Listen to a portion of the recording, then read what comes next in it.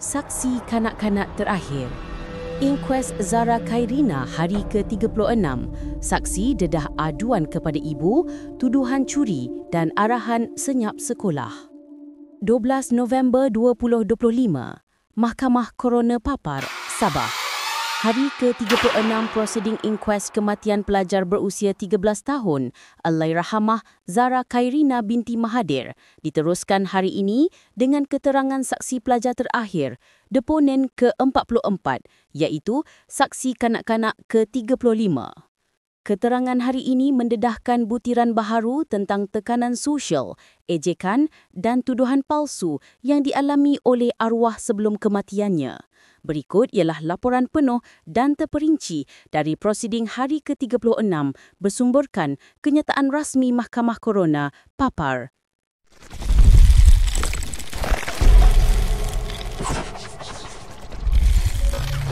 Segmen 1. Pengenalan saksi. Saksi yang dikenali sebagai bekas pelajar tingkatan 1 di SMKA Tun Datu Mustafa, Kinarut, pernah menetap di blok asrama yang sama dengan Zara, namun di dom berbeza. Dalam keterangannya, saksi menggambarkan Zara sebagai seorang pelajar yang sopan, ceria, periang dan gemar membaca Al-Quran di musola.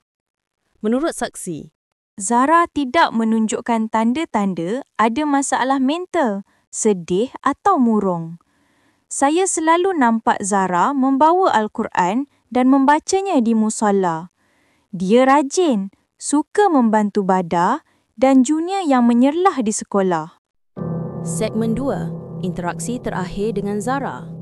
Saksi turut mengimbas pertemuan terakhir dengan Zara pada 6 Julai 2025 di musola semasa waktu Zohor. Pada masa itu, Zara bertugas sebagai badar menulis nama pelajar yang tidak solat. Semasa Zara bertanya siapa yang tidak solat, saya bergurau dengannya. Zara membalas gurauan saya dengan nada ketawa. Saksi turut mengesahkan bahawa beberapa pelajar tingkatan 2 tidak menyukai Zara kerana tugasnya yang tegas mencatat nama pelajar yang tidak solat. Segmen 3. Aduan kepada ibu. Dalam keterangan penting seterusnya, saksi mendedahkan bahawa pada minggu peperiksaan pertengahan tahun, Mei 2025, Zara pernah meminjam kad panggilan milik saksi untuk menghubungi ibunya. Saya terdengar perbualan Zara dengan emaknya, di mana Zara mengadu mengenai seorang pelajar senior dan geng-geng senior lain bercakap buruk tentang dirinya. Segmen 4. Malam sebelum kejadian, 15 Julai 2025. Malam sebelum tragedi, saksi menceritakan insiden kehilangan dompet yang mencetuskan suasana panik di asrama. Tiba-tiba, seorang pelajar junior menjerit, "Emergency! Emergency! Dompet seorang pelajar junior hilang!" Pelajar itu berkata, kalau dompet itu tidak dijumpai, ibunya akan memindahkan dia ke sekolah lain. Tidak lama kemudian, pelajar sama memberitahu saya bahawa dompet itu sudah dijumpai dan Zara yang curi.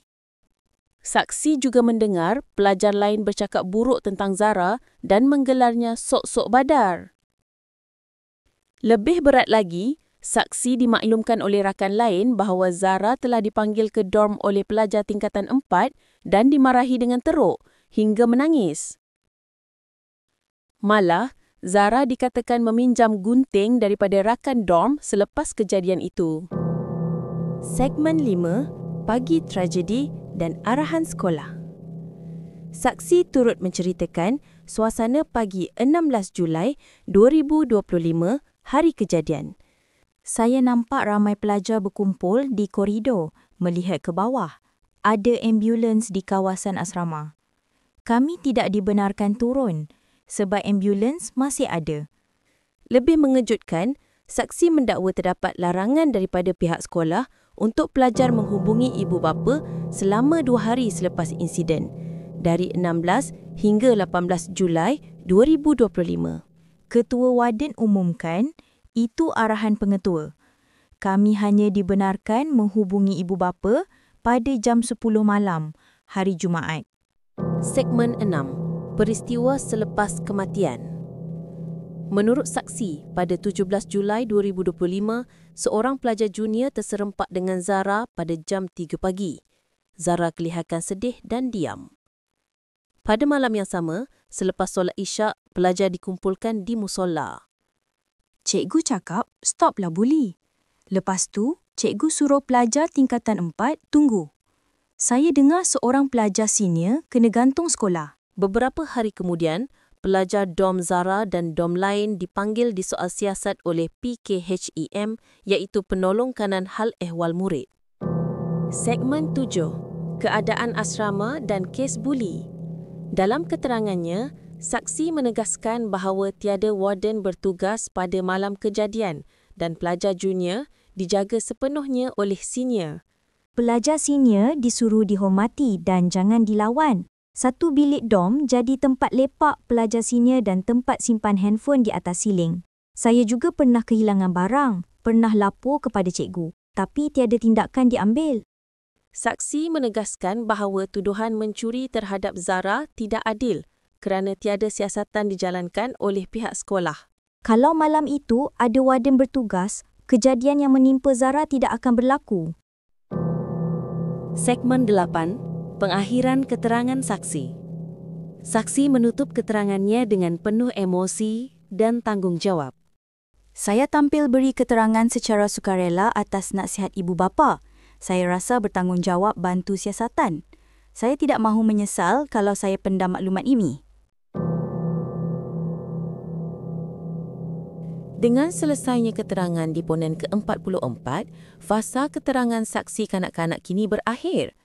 Mahkamah Koroner menetapkan prosiding bersambung pada Isnin 17 November 2025 dengan 9 saksi seterusnya terdiri daripada guru dan pengetua sekolah. Ringkasan, inkuest ini bukan untuk menuduh tetapi untuk mencari kebenaran, keadilan dan jawapan bagi keluarga Allahyarhamah Zara Khairina. Semoga keterangan saksi hari ini membawa satu langkah lebih dekat kepada keadilan yang dituntut oleh rakyat dan keluarga. Anda sedang menonton Aku Studio. Jangan lupa tekan butang like, komen pandangan anda dengan sopan dan langgan channel ini untuk kemaskini penuh prosiding inkuest Zara Khairina dari hari ke hari. Keadilan bukan sekadar keputusan. Ia perjuangan untuk kebenaran.